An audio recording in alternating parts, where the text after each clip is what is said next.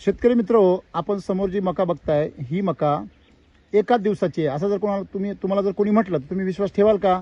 पण तुम्हाला विश्वास ठेवण्याची गरज नाही आहे. खरोखर ही मका एकाच दिवसाची आहे. आपण इथली माती बघू शकता. इथली माती जी आहे तुम्हाला अशी भुरकट दिसते आणि तुम्ही इकडची माती बघा. इकडची माती तुम्हाला जर खोलवलं गेली तर काळी काळी दिसते. आता ही काळी माती दिसते. दुसरी हा टेबल प्लॉट दिसतो पूर्ण चमचम, याच्यावर चमक बघा.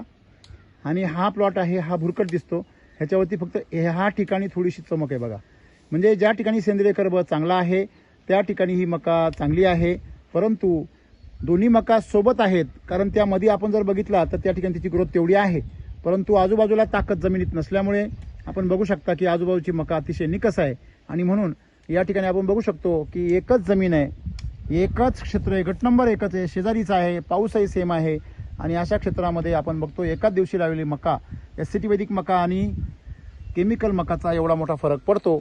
आणि म्हणून शेतकऱ्यांनी पीक पिकवताना आपण आपलं पीक कसं असलं पाहिजे, आपण वाघ पैदा केला पाहिजे, आपण कुत्र्याची पिलं जन्माला घालून काही उपयोग नाही आहे, हे आपण शेतकऱ्यांनी समजून घेतलं पाहिजे.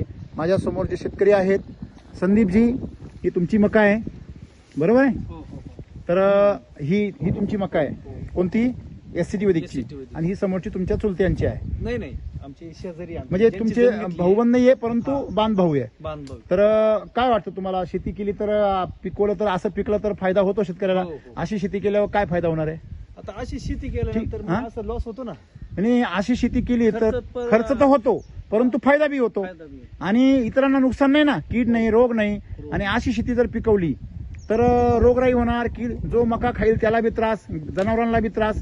इथे जनावरांना बी आनंद, जे मकाचे दाणे ज्यांना खायला मिळतील त्यांचा पण आनंद, आणि वरतून तुम्हाला समाधान. शिवाय आता वरती 3 एकर मका आहे. असंच आहे तिथं पण. असंच आहे. मला सांगा, याच्यामध्ये एवढंच म्हणायचं आहे की तुमची ती 3 एकर मका ही तिथं आजूबाजूच्या सगळ्या 10-12 एकर मकापेक्षा भारी आहे. मला सांगायचं काय आहे की सगळ्या गावांनी जर अशी मका पिकवली आहे.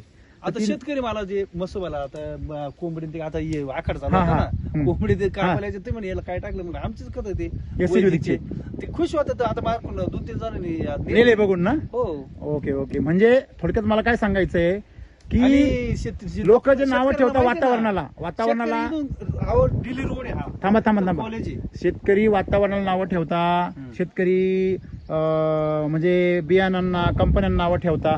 तर खऱ्या अर्थाने त्यांनी त्यांची जमिनीवर काम केलं पाहिजे. जमीन काय वाटतं तुम्हाला? जमिनीवरच काम केलं पाहिजे. मी पहिलं पण काय सांगतो सर, तुम्ही वर खर्च करा. तुम्हाला सांगतो, हे जर खाली खर्च नसता कारण वर मोकर आळी असती, मला त्यालाच फवार मारायची पाहिजे. बरोबर आहे. म्हणजे आता बघा तुम्ही इथून तर किती फरक वाटतो बघा. दोन्ही तुम्ही सेंटरला उभे, दोन्ही बाजूला बघितल्यावर किती असं वाटतंय की अॅनिमेशन केलंय.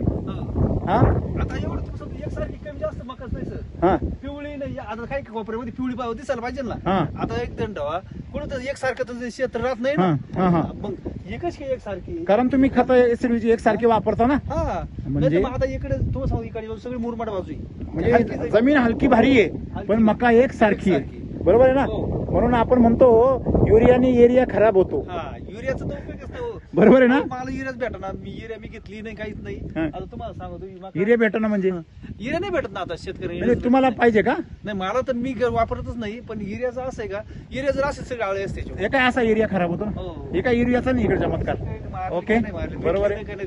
थोडक्यात मला एवढंच म्हणायचं आहे की शेती जर आनंदाने करायची असेल तर ती अशी करा, एसिडी वैदिक सारखी. अशी करू नका, कधी पडीक ठेवा. ओके. आता युरिया जर असेल तर अशी झाड पकडे भेटणार नाही, भेटणारच नाही, अशी भेटेल ना. चालेल, धन्यवाद.